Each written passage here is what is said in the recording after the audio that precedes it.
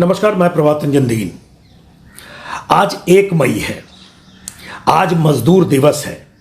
1 मई 1886 को शिकागो में मजदूरों के अमानुषिक शोषण के खिलाफ शुरू हुए आंदोलन के दौरान भड़की या भड़काई गई हिंसा में काफी मजदूर मारे गए थे।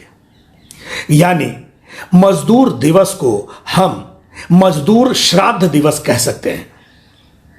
क्या आप जानते हैं? हालांकि आप जरूर ही जानते होंगे कि पत्रकारों को भी कानूनी तौर पर मजदूरों की ही श्रेणी में रखा गया है। श्रम कानून के तहत पत्रकारों को श्रमजीवी पत्रकार के रूप में परिभाषित किया गया है।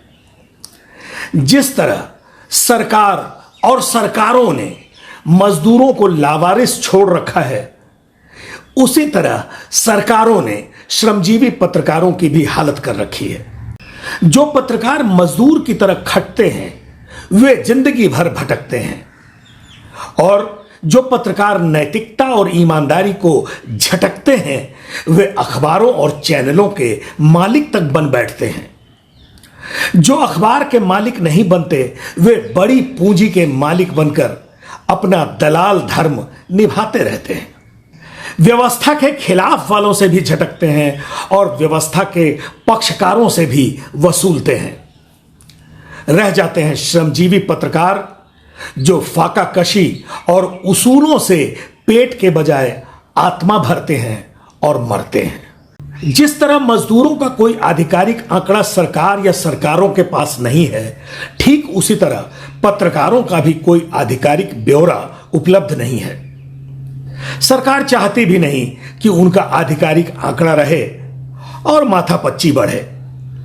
फिलहाल हम हिंदी और भाषाई पत्रकारों के बारे में बात कर रहे हैं, क्योंकि अपने महान भारत में भारतीय भाषाओं के पत्रकारों की हालत पस्त है, जबकि विदेशी भाषा के पत्रकार मस्त हैं। देश में कितने भाषाई पत्रकार हैं इसका कोई आधिकारिक सरकारी आंकड़ा उपलब्ध नहीं है। मीडिया प्रकाशनों और समाचार संगठनों की संख्या से भाषाई पत्रकारों की व्यापक संख्या यानी भारी तादाद के बारे में अंदाजा लगाया जा सकता है। भाषाई समाचार पत्रों की विशाल संख्या भारत के समाचार पत्रों के रजिस्ट्रार यानी आरएनआई से पता चलती है। आरएनआई के अनुसार वर्ष 2024-25 तक देश में पंजीकृत प्रकाशनों की संख्या 1,54,000 है। इनमें से अधिकांश भारतीय भाषाओं में प्रकाशित होते हैं, जिनमें हिंदी प्रेस भारत में सबसे बड़ा है। अर्थात फटेहाली में हिंदी पत्रकारों की संख्या सबसे अधिक है। भारत में लगभग 900 निजी टीवी चैनल हैं, जिनमें से 450 से अधिक समाचार चैनल हैं। डिजिटल पत्रकारिता में उछाल की वजह से इस साल यानी 2026 तक भारत में डिजिटल समाचार उपभोक्ताओं की संख्या 70 करोड़ से भी अधिक पहुंच गई है। साफ और स्पष्ट है कि डिजिटल चैनल अच्छी खासी कमाई कर रहे हैं, ठीक अन्य समाचार चैनलों की तरह। लेकिन उससे जुड़े पत्रकार दिहाड़ी मजदूर की तरह सड़कों पर घिसट रहे हैं। इसके अलावा क्षेत्रीय भाषाओं के पोर्टल और आंचलिक पत्रकारिता में भाषाई पत्रकारों की भी काफी संख्या है। एक शोध के अनुसार भारतीय पत्रकारों में बंगाली बोलने वाले पत्रकारों का समूह सबसे बड़ा है, यानी 32.3% है। हिंदी पत्रकारों का स्थान दूसरा है जो 28.0% है।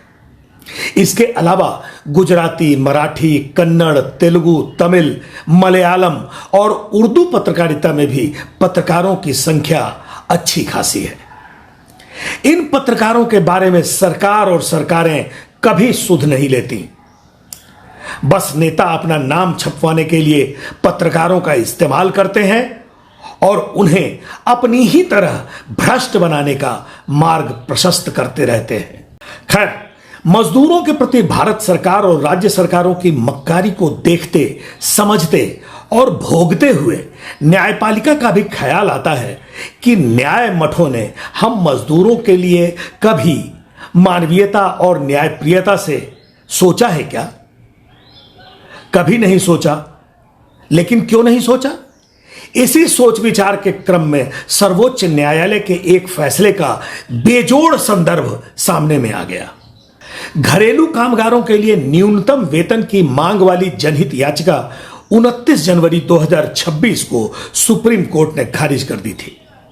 सुप्रीम कोर्ट के मुख्य न्यायाधीश सूर्यकांत और जॉय माल्या बागची की न्यायपीठ ने घरेलू कामगारों के लिए न्यूनतम मजदूरी का अधिकार स्वीकार करने से बेसाख्ता इनकार कर दिया।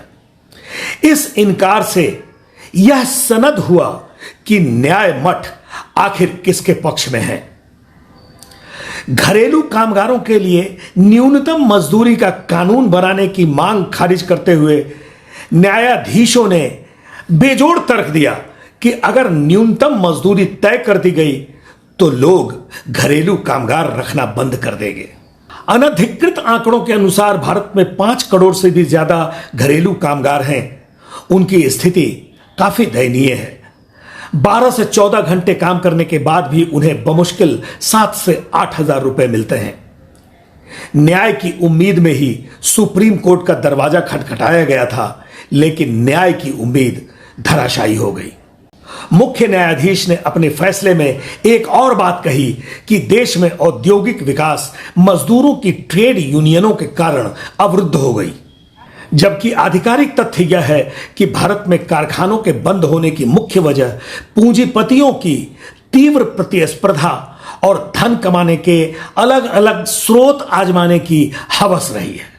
कारपोरेट मामलों के केंद्रीय राज्य मंत्री हर्ष मल्होत्रा ने लोकसभा में आधिकारिक तौर पर बताया है कि पिछले 5 वर्षों में 2 लाख से अधिक कंपनियां बंद हुई हैं।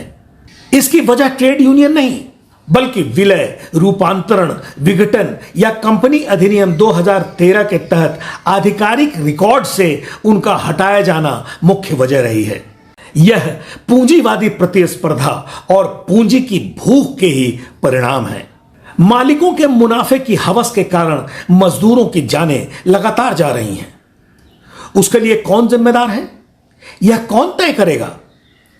न्याय मठों के महंतों से तो कोई उम्मीद ही न करें। जब देश गणतंत्र दिवस मना रहा था, तब इसी वर्ष 26 जनवरी को कोलकाता के आनंदपुर इलाके में वाऊ मोमो और पुष्पांजलि डेकोरेटर्स के गोदामों में आग लगने से आधिकारिक तौर पर 27 मजदूर जिंदा जल गए थे। अन्य 25 मजदूर अब तक लापता हैं, जिनका आज तक पता ही नहीं चला। इसी तरह 16 फरवरी को भिवाड़ी के खुशखेड़ा करौली औद्योगिक क्षेत्र की पटाखा फैक्ट्री में हुए भयंकर हादसे में 10 मजदूर जिंदा जल गए।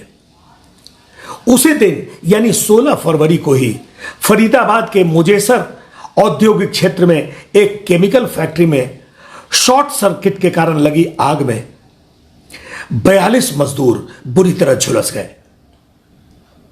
ऐसी घटनाएं तो अब आम हो चुकी हैं, लेकिन इन अपराधों पर कार्रवाई शिनाख्त के लायक भी नहीं।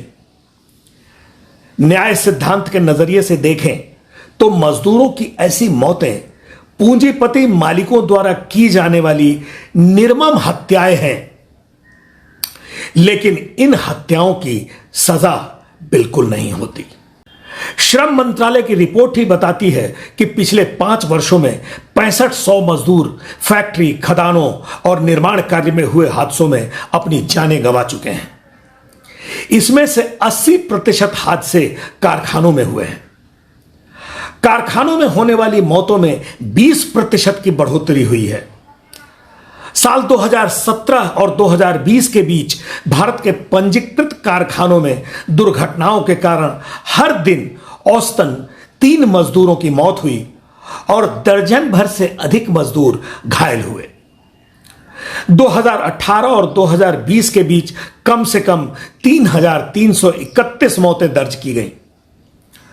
हादसों और मौतों की संख्या लगातार बढ़ रही है, लेकिन कसूरवार फैक्ट्री मालिकों या खदान मालिकों के खिलाफ कानूनी कार्रवाई की दर न्यून से न्यूनतम होती जा रही है। तो श्रम श्राद्ध दिवस पर श्रमजीवी पत्रकारों और श्रमजीवी कामगारों के प्रति श्रद्धा निवेदन के साथ आज के लिए इतना ही। लेकिन इतना जरूर ध्यान रखते चलें कि श्राद्ध और श्रद्धा एक ही भाव के दो अलग अलग रूप हैं। नमस्कार, जय हिंद। वो बिकते थे, वो बिकते हैं और बिकते ही रहेंगे। हम लिखते थे, हम लिखते हैं और लिखते ही रहेंगे। हम मरते ही रहेंगे बेहिसाब हर दिन, वो होते ही रहेंगे कामयाब हर दिन।